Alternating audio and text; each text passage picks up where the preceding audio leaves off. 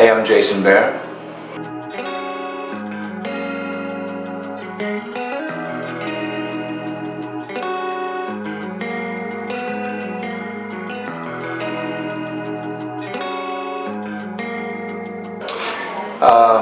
I felt very lucky and honored to be a part of a show that has continued to last, and people come up to me and talk about it all the time. Sometimes they've been watching it for 25 years, and sometimes they just discovered it last week. And it was an extraordinary experience for me as an actor, and it really changed my life in such a really wonderful and profound way.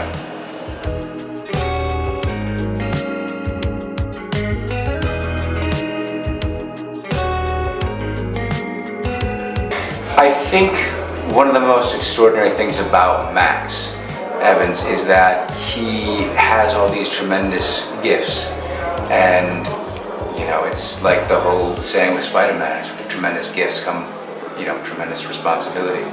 And I think one of the things that I struggled with as an actor, trying to understand someone who has the power to heal somebody, to bring them back to life in essence, or to stop them from dying. It's also kind of a curse, because with that kind of power, how do you get to choose who lives and who doesn't? I think that was one of the biggest things that I struggled with, I think, and I know that Max did as well. It's something that really weighed heavily on him.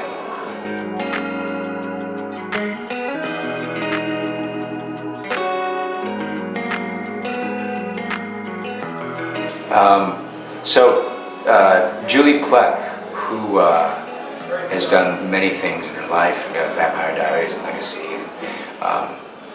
She is one of my oldest and greatest friends. I've known her for, I guess, going on 30 years now. Before her success, before my success.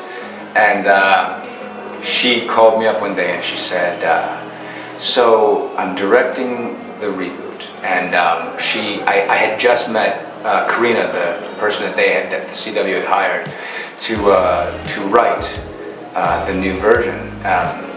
And she was like, Karina has an idea for you.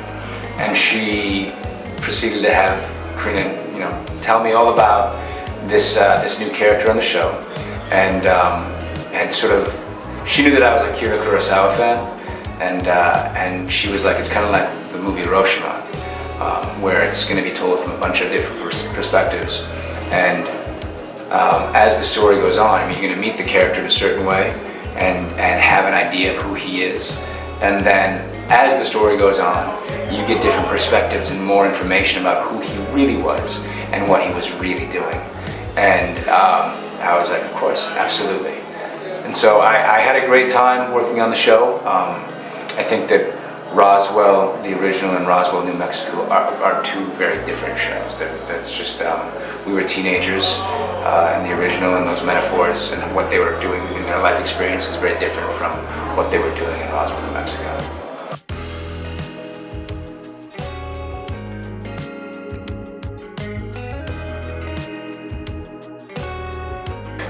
So I went into audition for the casting director, and then I came back to meet Joss. The fun thing for me about Buffy was that I had also known Sarah for years before, and so when I got the job, I thought, not only am I in great hands with Joss Whedon because he's writing it, he wrote it and he directed it, but I get to go on set and play with my friend and just have fun. So that was kind of like the way it all happened. And Buffy for me was it was a really important opportunity for me as an actor, because I wasn't in every episode, I wasn't in every scene, but the whole entire episode was kind of about him. Like, it was, I think, one of their first standalones, and there was just so much for me to do as a young actor that I just, I couldn't wait to sink my teeth into it.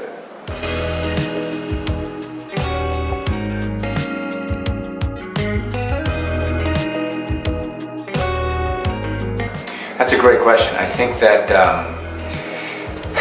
you know, what I really found interesting about Joss's writing of that script is that, you know, we all know someone in our lives. Sometimes, you know, the people that we really care about, that we love, sometimes they can make really, really bad choices.